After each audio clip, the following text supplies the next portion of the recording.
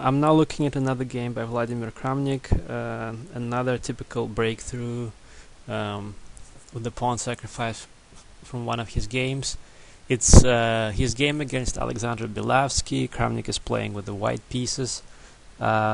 He has, a certain advantage, that's pretty clear, because the black king is, somewhat exposed over here.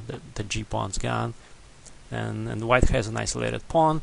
And if black had a chance to somehow play knight g6, knight e7, knight d5, and put the knight to blockade the isolated pawn, things might not be so bad for black. But the problem is that black's pieces are just placed horribly.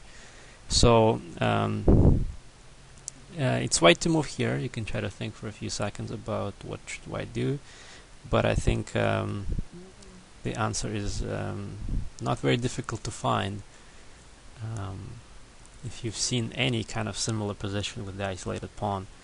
So here Kramnik played pawn to d5, and this is, it's very clear what he's trying to accomplish here.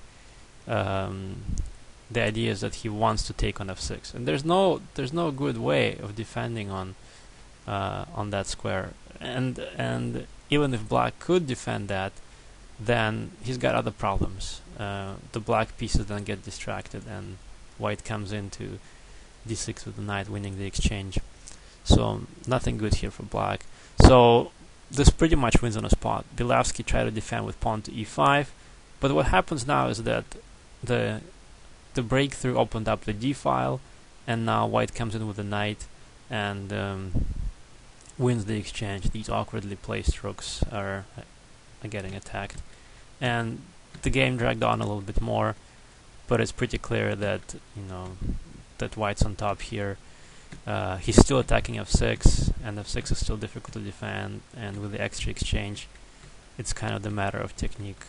It wasn't very difficult for Kramnik to convert this. He gradually improved the position of his pieces, invaded with the rooks, and then at some point black just can't defend things. There's now multiple threats. Now rook c7 followed by knight to g7 mate is a threat, and black is just not able to defend. But the key move here is pawn to d5, which opens up files such as the d file and diagonal, this a1 to h8 diagonal. That's really the key here.